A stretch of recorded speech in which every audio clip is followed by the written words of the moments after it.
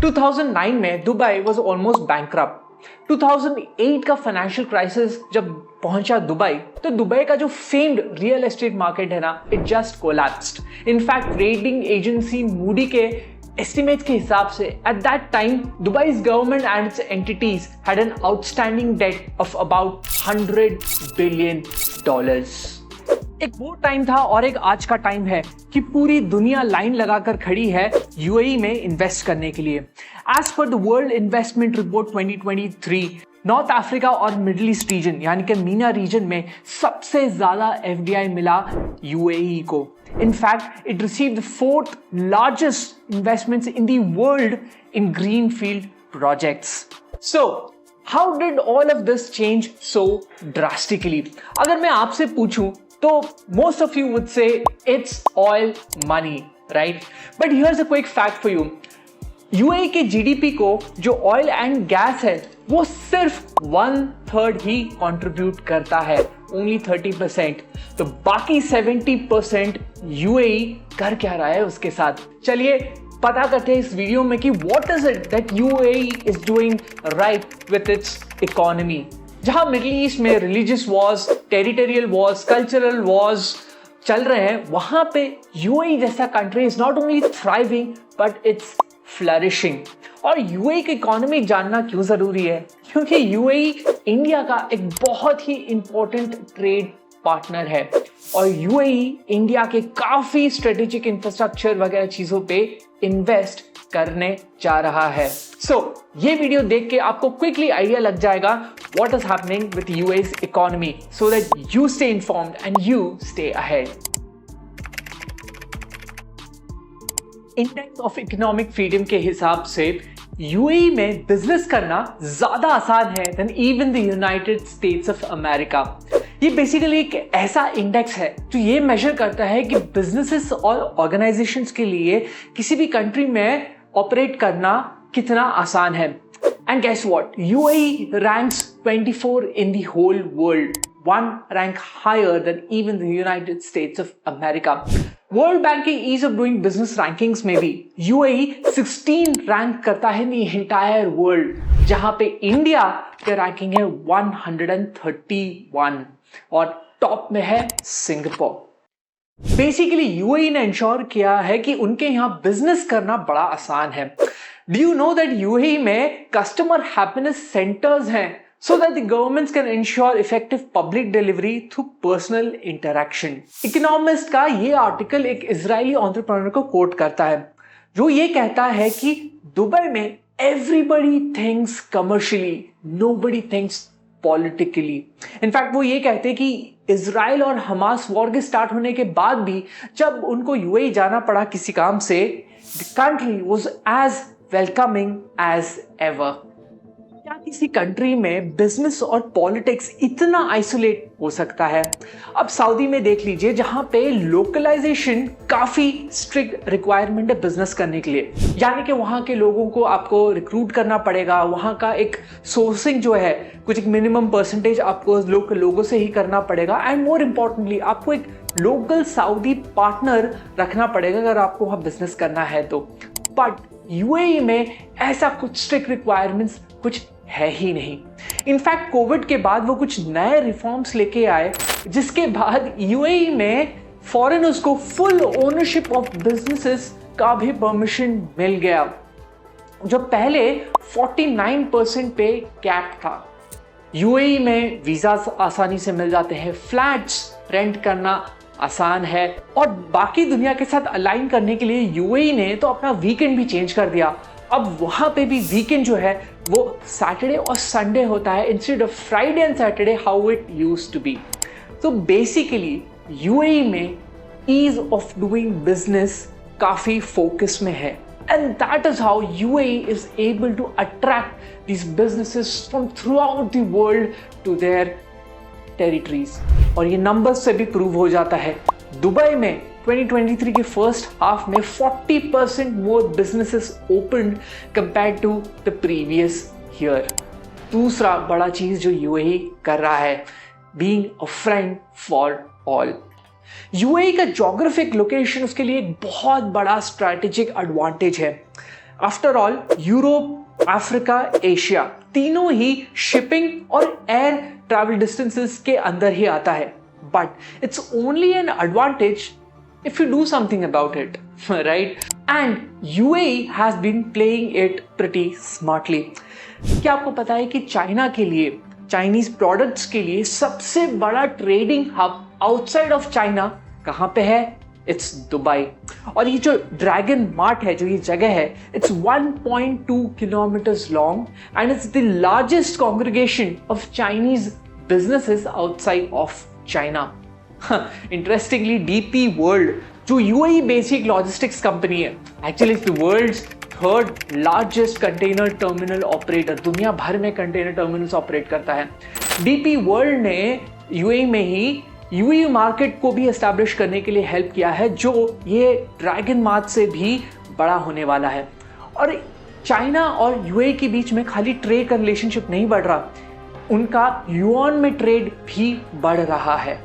But again interestingly, जहां पे China UAE का सबसे बड़ा ट्रेडिंग पार्टनर है, वहीं पे second largest trading partner is India. UAE तो जैसे इंडियन बिजनेसेस के लिए एक सेकेंड होम सा ही बन गया है। क्यों? क्योंकि यूएई इंडियन बिजनेसेस के लिए वही एडवांटेज देता है जो सिंगापुर और हांगकांग जैसी जगहें चाइनीज बिजनेसेस के लिए देता है। Basically an easy place for doing international business, strong laws, good infrastructure and easy access to capital. Ambani ji ने तो दुबई में दो बार मोस्ट एक्सपेंसिव रेसिडेंशियल प्रॉपर्टी का रिकॉर्ड तोड़ा है। एनीवेज, दुनिया भर में किसी भी कंट्री के अगेंस्ट कोई भी सैंक्शंस लगाए, यूएई बोलता है कि कोई टेंशन नहीं, आप हमारे यहाँ आओ और धंधा करो। ईरान के अगेंस्ट सैंक्शंस लगे, सो फुजैरा एमिरेट्स के सीज पे ईरान ऑयल ट्रेड होने लगा, वहां पे ब्लेंड होने लगा। वैसे ही जब रशियन क्रूड पे यूरोपियन और यूएस के सैंक्शंस लगे, तो Dubai became the place for financing and trading of these shipments. In fact Europe और अमेरिका से जो रशियन बिजनेसमैन को भागना पड़ा, most of these ended up in these fancy lavish waterfront villas in Dubai. Hong Kong में never ending lockdown लगा, तो वहां के बिजनेसमैन आके दुबई में बस गए, जहां पे सिर्फ 3 महीने का लॉकडाउन लगा था। क्या आपको पता है कि 2022 में दुनिया भर के सबसे ज्यादा मिलियनेयर्स कहीं माइग्रेट हुए, तो वो था यूएई में, including Indian millionaires. So yes, UAE अपने फॉरेन रिलेशंस को बड़ा स्मार्टली मैनेज करके यूएई को एक अट्रैक्टिव लोकेशन बना चुका है। And many businesses are lining up to open their offices in UAE, क्योंकि उनको बहुत एक इजी एंड एक्सेसिबल लोकेशन मिल रहा है running the international businesses. Third thing that UAE is doing pretty successfully, UAE के पास एक बहुत बड़ा एडवांटेज तो है ही, which is oil money, right?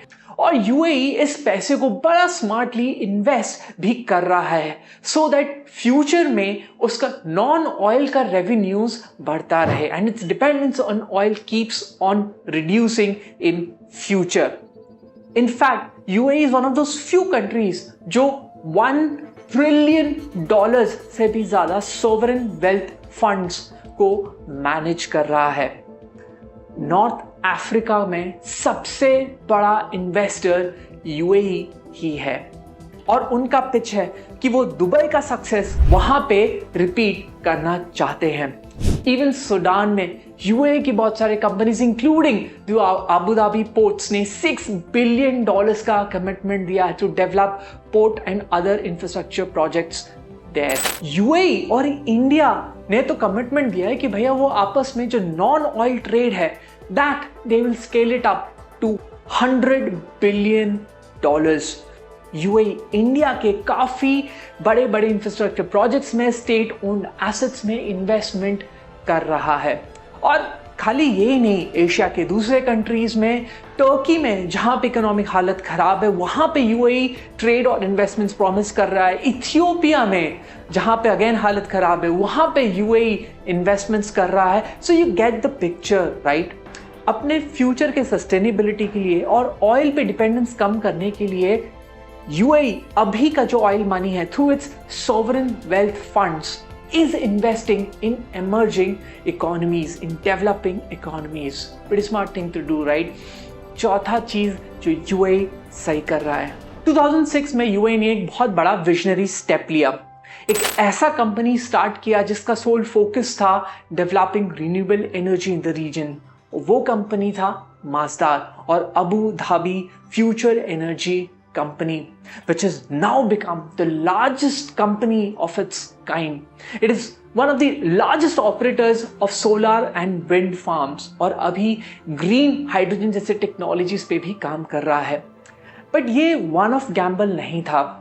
एक ऐसे टेक्नोलॉजी पे भी आबू धाबी बहुत पहले से इन्वेस्ट करके बैठा है, which is going to explode, at least that is what everybody saying, और वो है आर्टिफिशियल इंटेलिजेंस। एआई पे यूएई ने काफ़ी साल पहले से ही काफ़ी बड़ा इन्वेस्टमेंट करके रखा हुआ है। उन्होंने काफ़ी वेस्टर्न टैलेंट्स और चाइनीज रिसर्चर्स को यूएई इनवाइट करके काम स्टार्ट कर दिया है, and finally they have something to show for all those investments. Falcon एक लार्ज लैंग्वेज मॉडल है जो as per some technology experts Meta का डेवलप किया हुआ लामा 2 से भी ज़्यादा स्ट्रॉन्ग है। और यूएई इस लार्ज लैंग्वेज मॉडल को यानी कि फैल्कन को अब इम्प्लीमेंट करने जा रहा है इन वेरियस सेक्टर्स जैसे हेल्थ केयर, और फाइनली इस चीज़ को मोनेटाइज करने जा रहा है। Again pretty visionary, right? बाकी कंट्रीज जहाँ पे ये बात कर रहे हैं कि हाँ हम एआई में सुपर पावर बनेंगे, ये करेंगे वो करेंगे, UAE has already taken several steps towards it. So yes, ease of doing business पे फोकस करके, जियोपॉलिटिक्स को स्मार्टली मैनेज करके, अपने ऑयल मनी को डेवलपिंग इकोनॉमीज पे इन्वेस्ट करके और फ्यूचर टेक्नोलॉजीज पे टाइम पे बेट करके यूएई इंश्योर कर रहा है कि 1 करोड़ की पॉपुलेशन वाला कंट्री एक ऐसा कंट्री बन जाए which it already has become, जहाँ पे दुनिया भर के companies, businesses and richest main and women of the world पहुंचने के लिए मर रहे हैं। यूएई से इंडिया क्या सीख सकता है? कमेंट्स में मेरे को जरूर बताइए। और मिडिल ईस्ट में एक और ऐसा कंट्री है जो छोटा सा तो है, but it is again one of the richest country in the world. I am talking about Israel, और इजराइल के पास तो ऑयल मनी भी नहीं है। How is Israel doing it? ये रहा मेरा वीडियो। C you later.